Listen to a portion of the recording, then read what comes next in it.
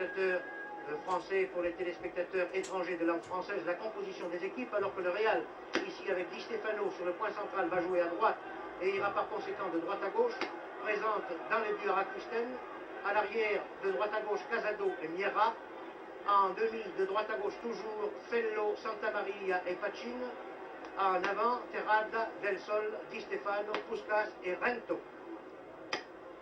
Les Italiens qui sont à gauche en maillot rayé donc présentent Anzolin dans les buts, Sarti et Garzena à l'arrière, John Charles, le Gallois demi-droit, Bercellino demi-centre, Leoncini demi-gauche. À l'avant, de droite à gauche, Mora, Mazzia, Nicole, Sivori et Stacchini. Le match est arbitré par l'arbitre international français, M. Schwent, qui est assisté de deux arbitres français de touche, M. Tricot et Faucheux. Voilà, vous savez à peu près tout de ce qui s'est passé en première mi-temps, une ambiance extraordinaire, je le répète, un terrain qui est en bon état malgré les pluies de la matinée, mais nous avons remarqué quelques glissades inopportunes et malencontreuses, notamment de Puskas, qui était souvent en très bonne position de tir. Et ici, nous assistons à une attaque des Italiens, qui est arrêtée par Fello.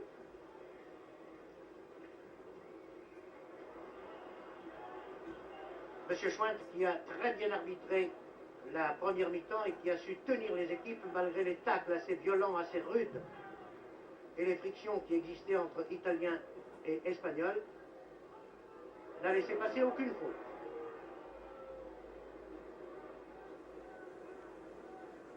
Les Italiens, vous le voyez, semblent vouloir continuer leur pression sur les buts.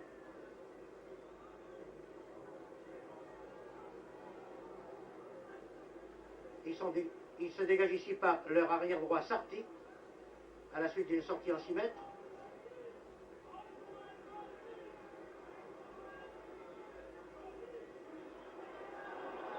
Et ici, c'est Santamaria qui a arrêté une tentative de percée de Mora. Mora qui a récupéré la balle ici sur l'aile droite, qui est aux prises avec Miera. Et le ballon est sorti. Oui, trop tard.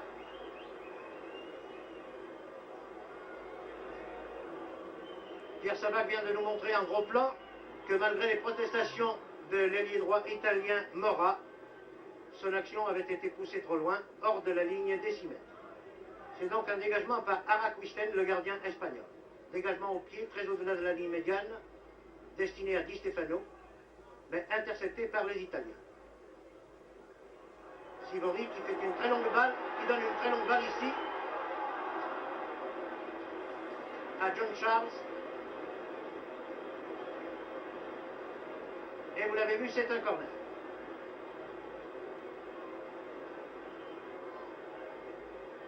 John Charles qui porte le numéro 4, mais qui est assez souvent en position d'avancement. C'est un colosse, John Charles. Et c'est un redoutable buteur. Sivori qui tire ici, mais qui ne surprend pas Araquisten. Mais le tir était très beau, très tendu, très bien dirigé. Sivori semble avoir fait la conquête du public parisien. Nouveau coup franc, accordé aux Espagnols par M. Schwent, tiré par Fello.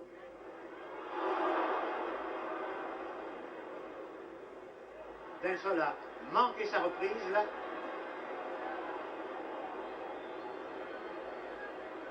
Et Terrada, désespéré, a laissé filer les Italiens, qui sont contrés ici par Miera, puis par Rento, rabattu au centre. Et c'est un nouveau départ italien par le puissant Nicole, qui est presque aussi costaud, si j'ose dire, que John Charles. Oui, il y a un changement, enfin, pas un changement de dossard, si vous voulez, mais de position dans l'équipe italienne. John Charles est vraiment en position d'avant-centre. Et ici, un nouveau tir de Sivori s'est écrasé sur le montant vertical gauche. Début espagnol. La balle est sortie, mais elle avait été touchée auparavant par un défenseur espagnol. C'est donc un corner.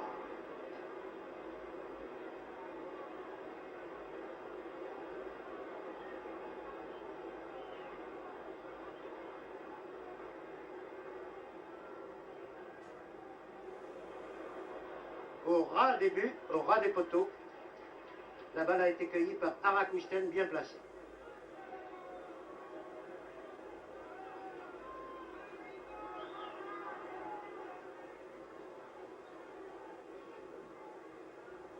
Long dégagement d'Araquisten, dégagement de 70 mètres.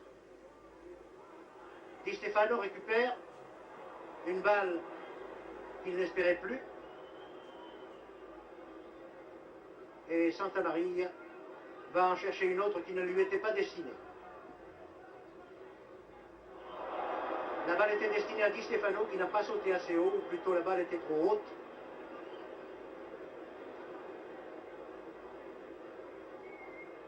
On ne peut pas dire pour lui trop court des cheveux puisqu'il n'en a plus.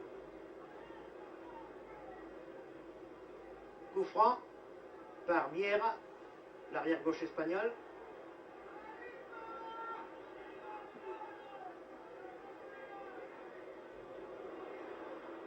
La balle était destinée encore une fois à la tête d'or de Di Stefano qui était bien placé pour la recevoir, mais les défenseurs italiens ne s'en laissent pas compter. Vous les voyez à l'œuvre.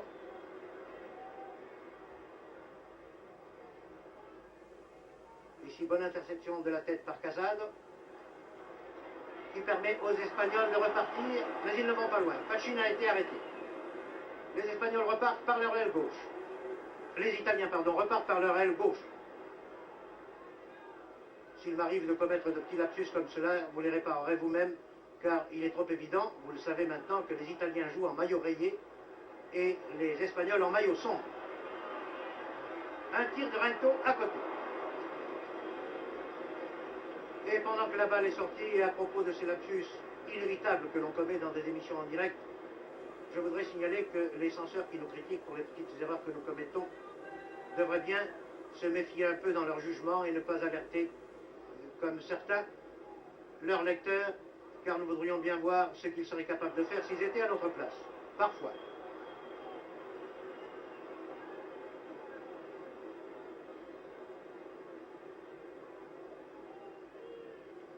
Coup franc pour les Espagnols, Santamaria. Balle très longue sur la tête de Del Sol, mais reprise de la tête par les Espagnols. Di Stefano essaie de relancer ses camarades, mais il y avait la Bercellino. Sivori. Sivori qui n'a pas perdu la balle ni la tête, qui a fait une très bonne passe à Mora.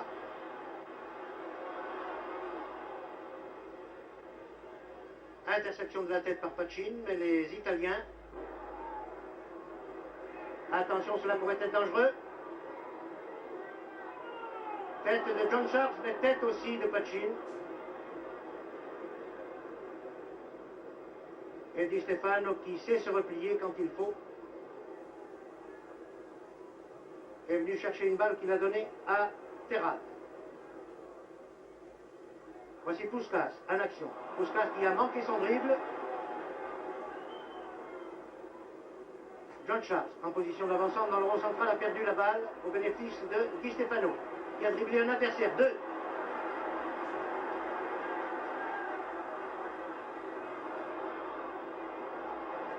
Formidable Di Stefano. Il y a deux grandes vedettes là dans ce match, Di Stefano et Sivori, qui sont, je vous l'assure, à la hauteur de leur réputation. Centre de Mora, intercepté par Fello. Mais nouvelle interception des Italiens qui repartent. Un tir un peu mou ici de Mazia. Le dégagement d'Araquisten était pour Rento.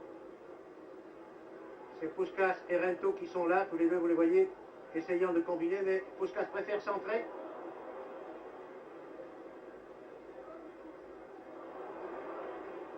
Nicolet Devi. Voici le grand Sivori à l'action.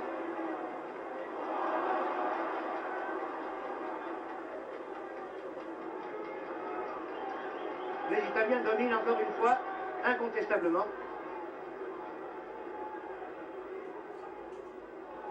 Là, il y a un croc en jambe. L'arbitre, M. Schwint, laisse courir, mais un deuxième croc en jambe, c'est trop. Et l'auteur, je crois, l'était dit Stéphane. Coup franc à 20 mètres en diagonale partant de la gauche.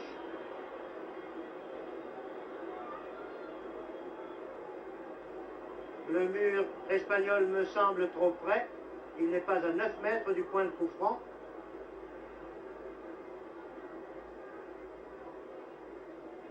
L'arbitre, M. Schwint, leur demande aux Espagnols de reculer. Voilà qui est fait. C'est Sivori qui tire. Il a tiré directement en force sur le mur espagnol.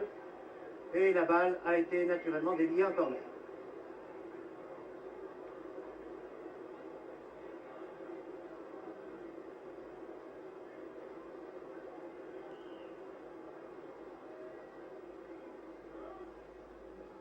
Cette fois, le corner est tiré en retrait. Et cela permet à Terrada, l'ailier droit espagnol, de partir, mais il ne va pas loin, vous le voyez.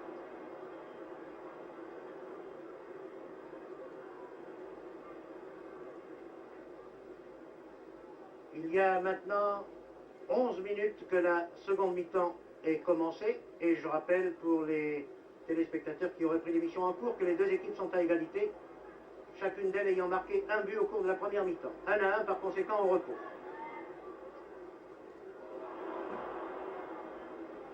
Oui, c'était ce qu'il y avait de mieux à faire.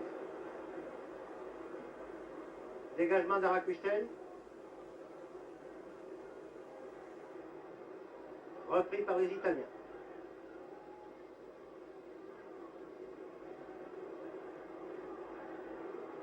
Jeu très alerte, vous le voyez, la balle volant d'un camp à l'autre, mais avec une légère domination territoriale italienne.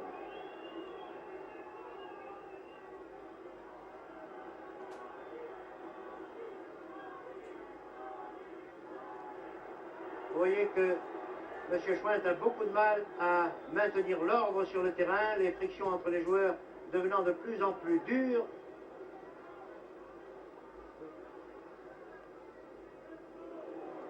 Sur ce coup franc, Arakusten boxe très bien la balle,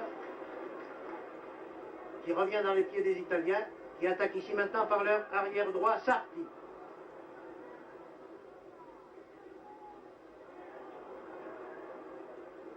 Les Espagnols sont vraiment bousculés. Vous voyez avec quelle maestria les Italiens conservent le contrôle de la balle. Enfin, les Espagnols vont pouvoir se dégager. Et je vais en profiter pour rappeler, surtout à l'intention de nos téléspectateurs belges, que le vainqueur de ce match, nous ne savons pas encore quel il sera, puisque les deux équipes sont à égalité, doit rencontrer en demi-finale de cette même Coupe d'Europe la sympathique équipe du Standard de Liège entre le 1er mars et le 15 avril. Le premier match aller devant se jouer à Turin ou à Madrid, selon que ce sera la Juventus ou le Real qui gagnera ce soir. Le match retour ayant lieu à Liège. Où ici un tir à côté de Di Stefano, qui n'a pourtant pas l'habitude de commettre de telles maladresses. Mais il était très pressé. Puisque nous parlons des prochaines demi-finales, signalons que l'autre demi-finale, la deuxième, opposera l'équipe anglaise de Tottenham à l'équipe portugaise de Benfica, tenante de la Coupe d'Europe. Dégagement par Anzolin. Balle récupérée par Pachin. Pachin, Felo qui réussit à passer.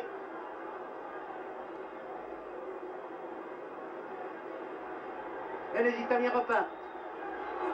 Une balle très en avant pour Sivori, qui tire dans sa foulée au-dessus de la transversale. C'était très bien. Belle entente là entre les Italiens. Et action astucieuse de Sivori.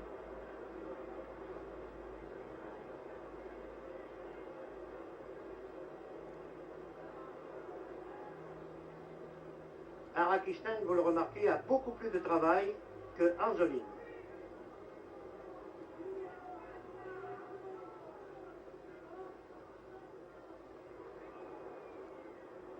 Puskas.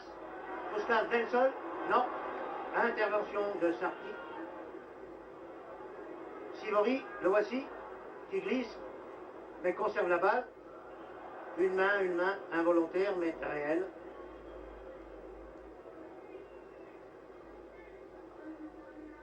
Sarti.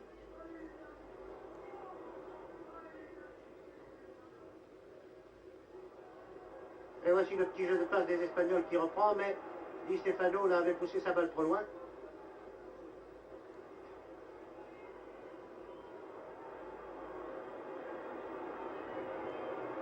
Fellow a été victime là d'un tacle assez irrégulier de la part de Sivori et c'est un coup franc accordé par M. Schwer aux Espagnols. Tiré encore une fois par Santa Maria.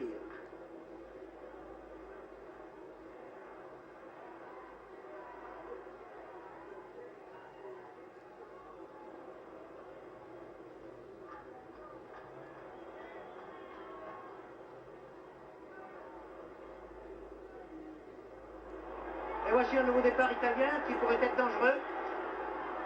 Mais Santa Maria est un homme que l'on ne passe pas facilement.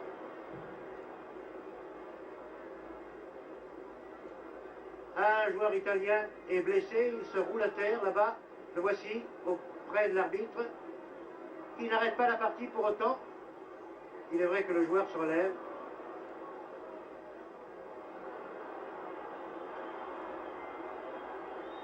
Et les Espagnols là se dégagent un peu au petit bonheur comme ils peuvent. L'arbitre intervient pour empêcher un pugilat.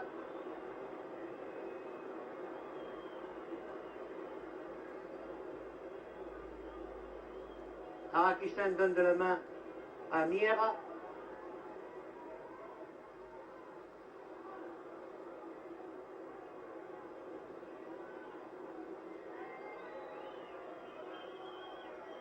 Puskas dans ses œuvres, le voici.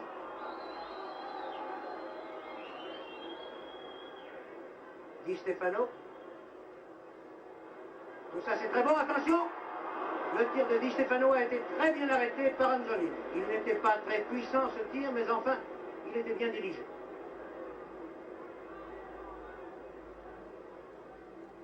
L'Italien essaie de partir par Nicolet.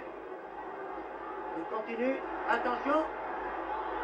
Ouh, la balle passe de peu à côté. La balle qui avait été tirée par Stacchini du droit est passée de très peu à côté. Belle occasion manquée de peu de la part des Italiens.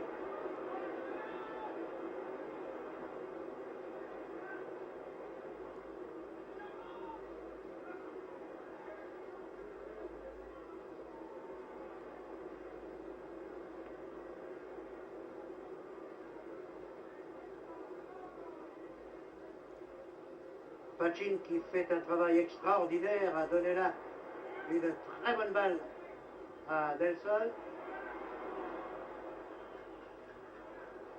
Mais le demi-centre italien Bercellin a arrêté cette attaque.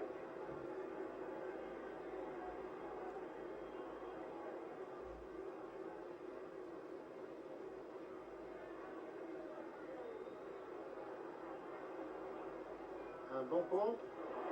Très bonne reprise là de la part de Mora.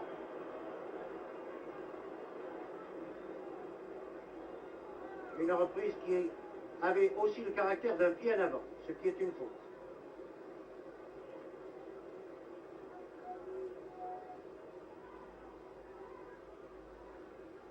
Dégagement de Santa Maria sur la tête de Puskas.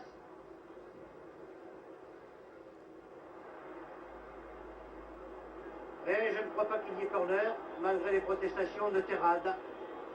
Oui, simple sortie en 6 mètres.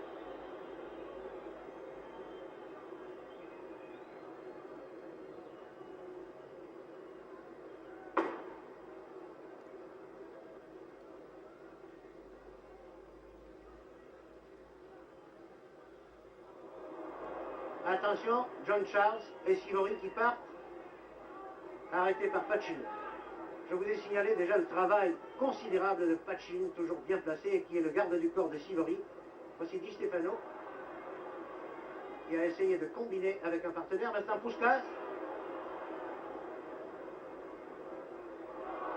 et un fauchage caractérisé de Di Stefano, oui. Coup franc à 20 mètres, vous le voyez, presque à l'angle de la surface de réparation, un coup franc donc assez dangereux. Allons-nous assister à un tir direct de la part de Puskás, qui est le buteur de l'équipe du Real? Sans doute. À moins qu'il cherche par un lobe la tête de Di Stefano. Et c'est bien ce qu'il a fait!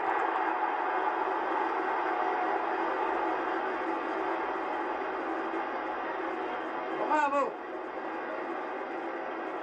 Sur le coup franc, tiré par Puskás à la 21e minute de cette seconde mi-temps, le Real marque un deuxième but, je crois que sur une tête de Di Stefano, je n'en suis pas sûr, parce que j'étais en train de regarder à la fois, si j'ose dire, sur le terrain à l'œil nu et le récepteur de contrôle. Mais si ce n'est Di Stefano, c'est Rento. Peu importe, le Real gagne, mène par 2-1 pour l'instant. Et voici les règlements de compte qui commencent sur le terrain. Sivori a abattu un joueur du Real qui est Puskás. Puskás qui se relève, que l'on relève plutôt. Les soigneurs, les dirigeants de chaque équipe viennent sur le terrain. Un autre Italien est touché. C'est Sivori. Mais je crois qu'il y a plus de peur que de mal, d'un côté comme de l'autre. Aussi bien pour Sivori que pour Puskás, tant mieux. Mais il est à souhaiter que les joueurs se calment et que le match ne dégénère pas en bataille de rue. Nous avons vu jusqu'à maintenant du bon football. Nous avons là les deux meilleures équipes de clubs peut-être existants en Europe. En tout cas, c'est la plus belle affiche que l'on pouvait offrir au public parisien. Et quand on pense que la valeur marchande des 22 joueurs de ces deux équipes représente plus de 2 milliards de francs, et qu'une telle affiche Real de Madrid-Juventus vaudrait pour n'importe quel organisateur à Paris comme à Amsterdam, à Bruxelles, à Genève ou ailleurs au moins 25 millions, on est bien obligé de penser que le public parisien a été gâté et que le public des téléspectateurs est reconnaissant à l'Eurovision de lui offrir un tel spectacle. Puskás, ici, qui semble avoir bien récupéré de son choc avec Sivori. Encore Puskás.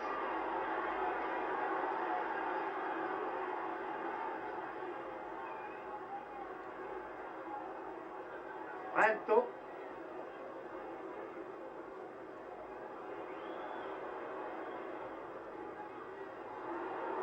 Rento Puskás, mais cela n'a pas marché. Il y avait pourtant de l'idée, il y avait de l'astuce dans tout cela. C'est un corner. Corner pour les Espagnols tiré de la gauche. Par Rento, naturellement. Non, par Puskás, pardon. C'est lui le buteur des coups francs et des corners. Un gauche terrible.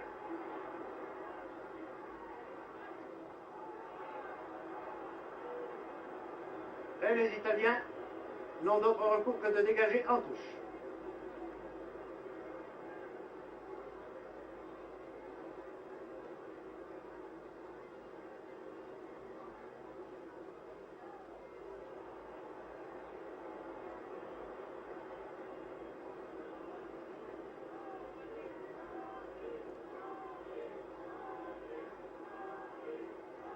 Attention à ce coup franc qui va être tiré par Fello.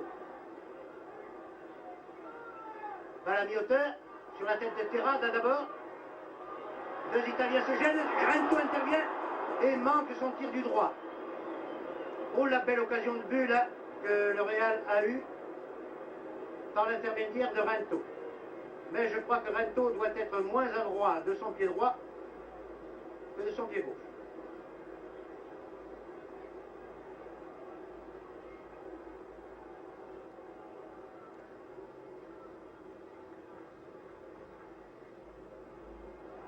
Rappelons le score alors que nous sommes maintenant à la 23e minute de la seconde mi-temps.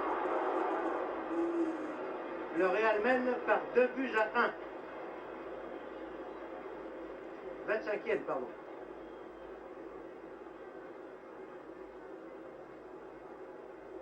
« 25e minute de la seconde mi-temps, il reste encore 20 minutes à jouer par conséquent.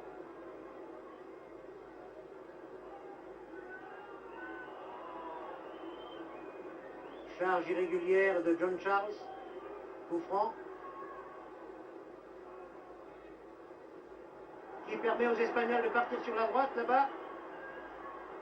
Ah là, il y a eu une mésentente. Regrettable pour les Espagnols.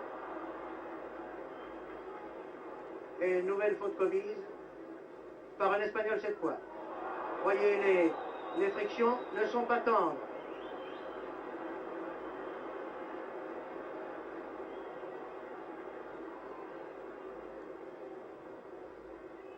Le coupable était Del Sol cette fois.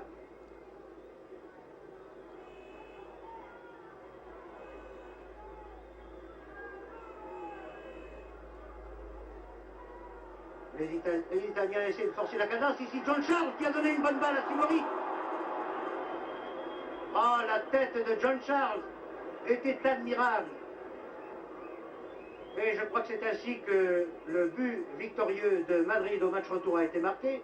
John Charles était à peu près dans la même position. De la tête, il a donné une balle à Sivori qui a tiré et qui a marqué le but de la victoire. Là, la passe de la tête de John Charles à Sivori était aussi précise, mais le tir de Sivori l'était beaucoup moins qu'à Madrid. Puskás, prise en sandwich entre deux Italiens, obtient un coup franc. Coup franc qui va être tiré par Di Stefano. Non. Par Pachin. Pachin qui n'aime pas beaucoup quitter Sivori. Ici un tir très mou qui ne pouvait pas inquiéter Anzolin.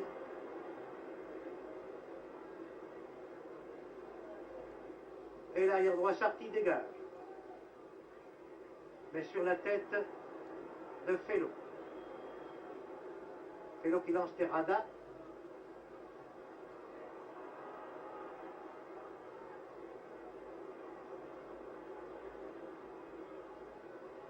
Coup franc pour le Real. Par Casado. La balle arrive à Felo. Terrada qui est littéralement abattu. Et l'arbitre qui laisse courir. Là, c'est l'Espagnol qui se tourne de douleur, qui n'est pas encore relevé d'ailleurs. Un Italien qui tombe maintenant. Match très dur, très âpre.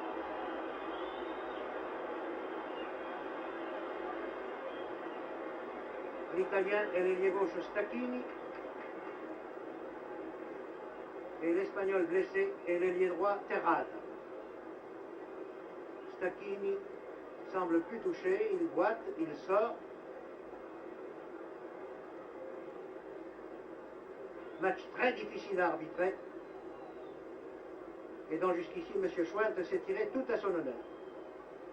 Il a une curieuse coiffure sur le crâne, M. Schwint. Il doit avoir peur de la bruine qui tombe un peu sur le Parc des Princes en cette soirée du dernier jour de février.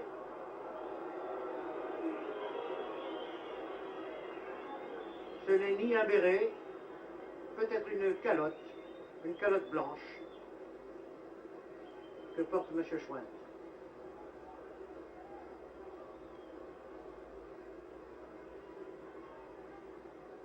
Arak Wisten qui doit savoir qu'il ne reste plus qu'un quart d'heure à jouer environ, très exactement 15 minutes 30 secondes, pense que le temps travaille maintenant pour le Real, c'est-à-dire pour son équipe.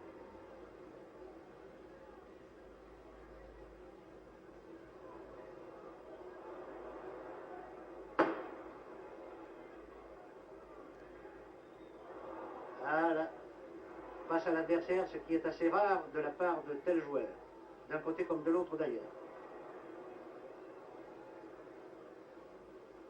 La preuve. Rento. nous n'avons pas encore assisté à un des déboulés célèbres de Rento. En voici un. On dirait que je l'ai appelé celui-là. Et Rento obtient ainsi un corner et soulève, provoque les applaudissements de la foule qui a retrouvé en lui le plus populaire ailier gauche qui existe sans doute en Europe. Mais c'était son premier déboulé.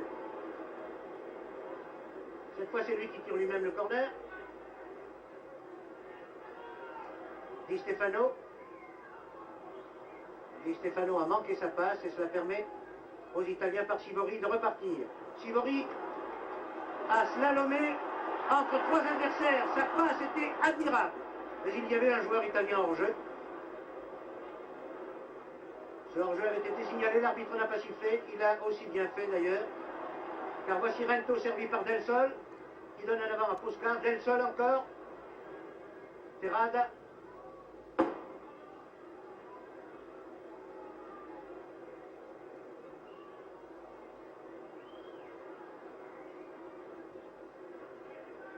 Et faute de Di Stefano. Ah, la déviation de Sivori a été très belle aussi.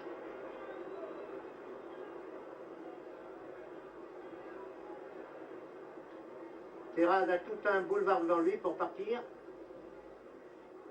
Une bonne talonnade de Puskas, mais trop longue, qui permet à Garzena de passer à Anzolini. Nouveau départ des Italiens par la gauche.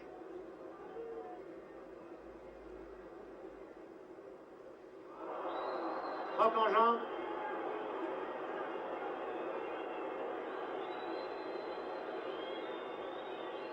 Cette fois, le coupable s'excuse auprès de sa victime. Ce coupable étant Di Stefano, cela ne surprendra personne. Le croc en jambe était certainement involontaire.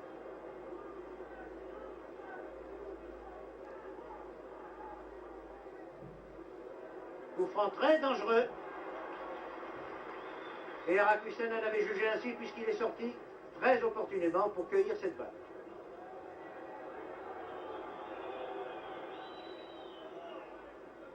Match très dur, un vrai match de coupe, je vous assure. Où les joueurs se marquent d'homme à homme. Il faut voir comment Pachin reste toujours collé presque à Sivori. C'est la lutte d'homme à homme.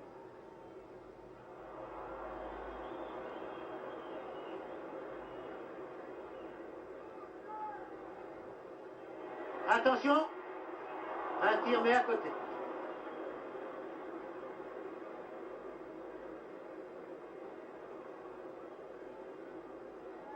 Cette fois, je regarde mon chrono, il ne reste plus que 12 minutes à jouer et le Real mène toujours par 2-1.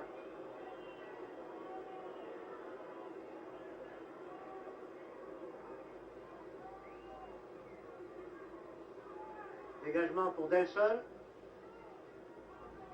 Qui donne en rentrée à Mira. Mira Del Sol. Di Stefano. Le Real semble avoir retrouvé toute sa maîtrise. Attention à Rento. Oh, très bon centre en retrait de Rento. Et là, je ne sais qui a manqué cette reprise. Je crois que c'est Puskas. Oui, c'est Puskas.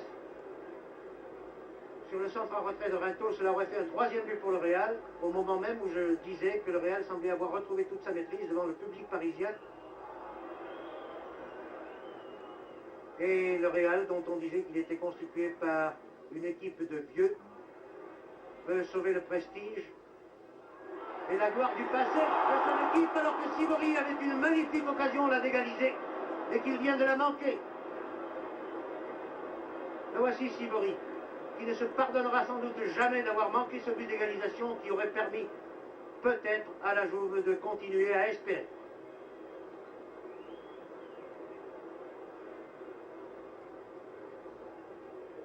Il convient de rappeler que le Real de Madrid a gagné 5 fois la Coupe d'Europe, qui est détenue, qui a été remportée la 6e fois par l'équipe portugaise de Benfica. Et c'est par la Coupe d'Europe que le Real de Madrid et toutes ses vedettes, Di Stefano, Rento, Santamaria, se sont fait connaître du public des aficionados du football européen. Par conséquent, la Coupe d'Europe est très chère aux Espagnols du Real, et le terrain du Parc des Princes aussi, puisque c'est ici que la Coupe d'Europe est née, et c'est ici que le Real avait gagné sa première Coupe devant Reims. Question sentimentale peut-être, mais parfois les sentiments jouent, même en sport. Attaque des Espagnols. Rento, rabattu au centre.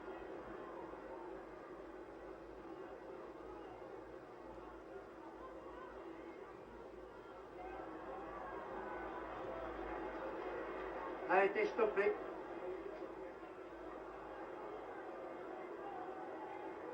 C'est Nicolet, l'avant-centre nominal, mais pas l'avant-centre réel de la Jouve.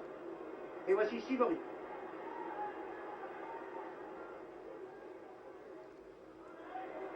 Le meilleur footballeur d'Europe pour la saison dernière.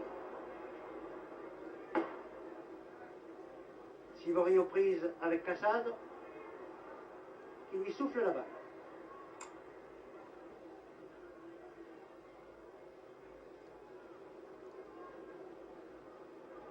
Voici une très bonne descente. Et un corner.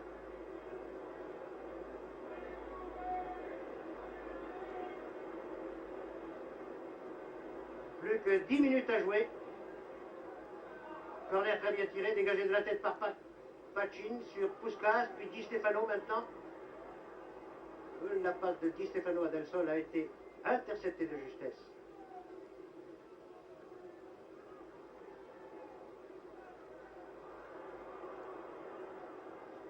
Di Stefano. Puskas.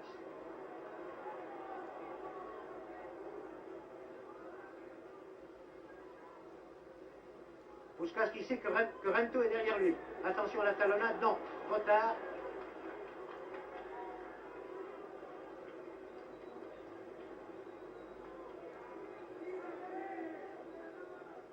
Sivori. Sivori a donné à Nicolet. Et Santamaria est là, donne à Del Sol.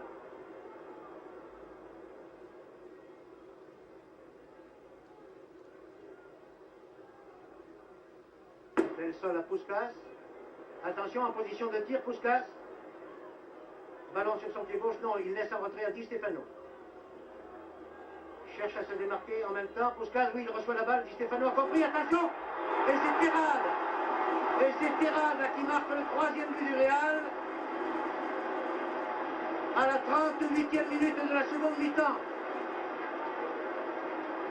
Une action merveilleusement conduite par Di Stefano et Puskas, et qui a permis à Terrade de marquer le troisième but du Real, qui mène donc par 3-1, alors qu'il ne reste plus que 6 minutes à jouer. Eh bien, je crois, amis belges qui suivez ce programme, que c'est vraisemblablement le Real de Madrid qui aura à rencontrer votre Standard de Liège en demi-finale de la Coupe d'Europe. Et ce sera un beau spectacle aussi.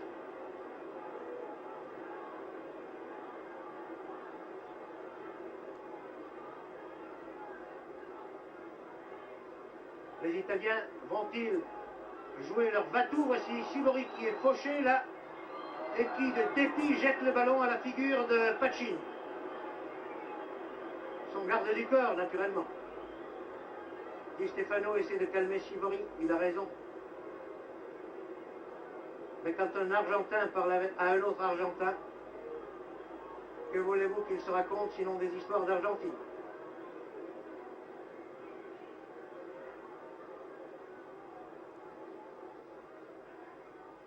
Coup franc pour la tête de Charles. Oh, Rakistan vient d'effectuer une parade magnifique.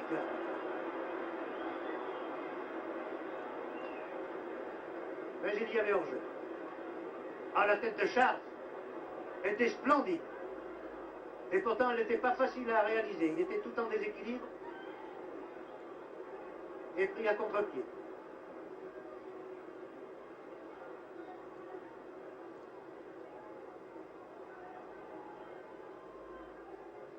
Les Italiens ne semblent pas du tout découragés malgré le handicap de 2 buts alors qu'il ne reste plus que 5 minutes à jouer. Puskás ici. Casal.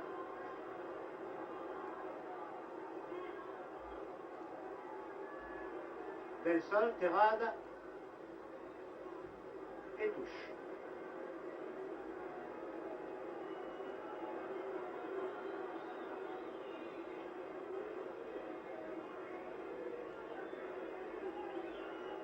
Un peu plus de 4 minutes avant que le sort de la Juve soit réglé. Et le Real de Madrid aura retrouvé ici sur ce terrain du Parc des Princes qu'il aime tant et devant le public parisien qui a assisté à la naissance de sa gloire, le Real de Madrid aura assuré son destin.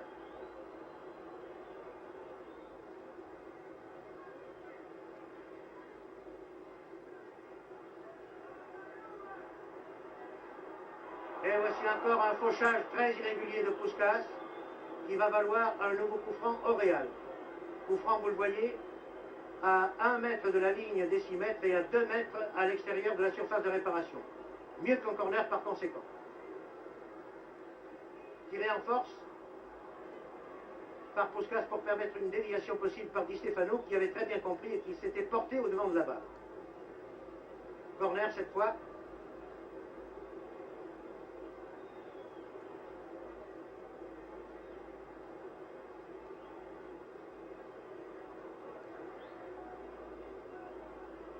Très méticuleux, M. Puskás. Il va vouloir enlever cette balle assez haut. Non, demi-hauteur plutôt.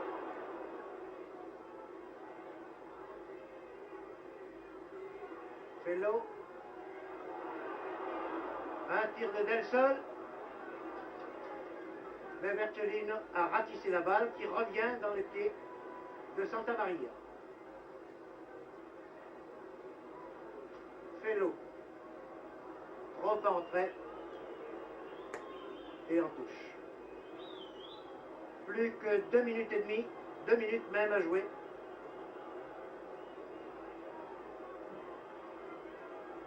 Les Italiens repartent, mais ils ne doivent pas avoir un bien grand moral maintenant. Sivori porte trop la balle et voici une ruade de Pachin sans doute, qui est, je vous l'ai dit, le garde du corps attitré de Sivori. Et l'arbitre, M. Schwent, avec sa petite coiffure blanche là, dont on ne saurait dire, vous le voyez, si c'est un béret, une calotte ou une casquette. Véritable plâtre sur la tête. Coup franc aux Italiens. Vous voyez les agents du service d'ordre qui viennent prendre place autour du terrain. Le coup de sifflet final ne va pas tarder à retentir. Il n'y a plus qu'une minute à jouer alors que Rento a la balle au pied et va donner aux spectateurs du Parc des Princes et de la télévision l'image d'un de ses déboulés classiques. Là voici le Rento irrésistible qui donne une bonne balle à un partenaire qui la lui rend. Et seulement Rento, qui en avait trop fait, a donné une balle au centre où il n'y avait aucun de ses coéquipiers. Et cela permet aux Italiens de se dégager et d'essayer de repartir alors que nous sommes à quelques secondes de la fin de ce match où le Real de Madrid mène par 3 buts à 1. Ici Leoncini en position d'ailier droit.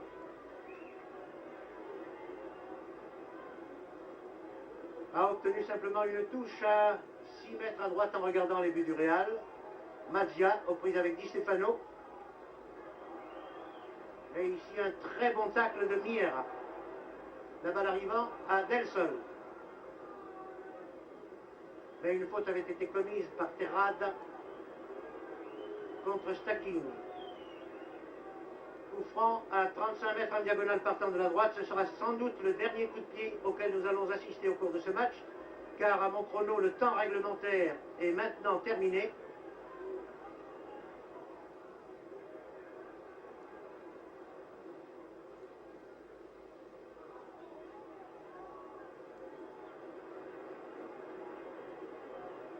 Un joueur espagnol est affalé dans la surface de réparation devant le but d'Arakistan et c'est la fin, sifflée par M.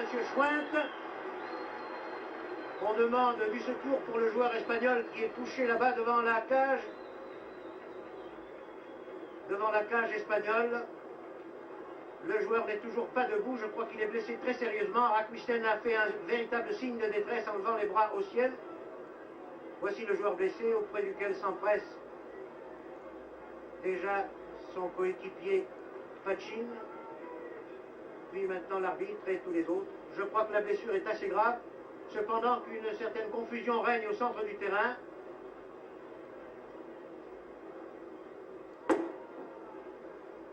Et voici John Charles au premier plan qui sort en boitillant et qui regagne tristement les vestiaires. La célèbre équipe de la Juventus de Turin n'aura pas fait la carrière glorieuse qu'elle espérait en cette Coupe d'Europe, pendant que les joueurs du Real de Madrid viennent de saluer une dernière fois la foule parisienne qui les a ovationnés. Alors qu'au centre, très tristement, vous le voyez, les joueurs de Turin viennent à leur tour dire au revoir à cette foule parisienne avec l'espoir de la revoir bientôt. Et ce sera avec plaisir que nous reverrons à l'œuvre des joueurs comme Sivori, comme John Charles, comme Bercellino et autres Stachin. Toujours pas moyen de savoir quel est le joueur espagnol qui a été blessé. Je regrette cette insuffisance dans l'information, mais il m'est impossible vraiment de le voir et de le savoir. En tout cas, il me suffit de rappeler qu'ici, devant un public record de plus de 40 000 spectateurs, le Real de Madrid, en troisième match d'appui des quarts de finale de la Coupe d'Europe, a battu la Juventus de Turin par 3-1 et s'est qualifié pour rencontrer en demi-finale l'équipe belge du Standard de Liège.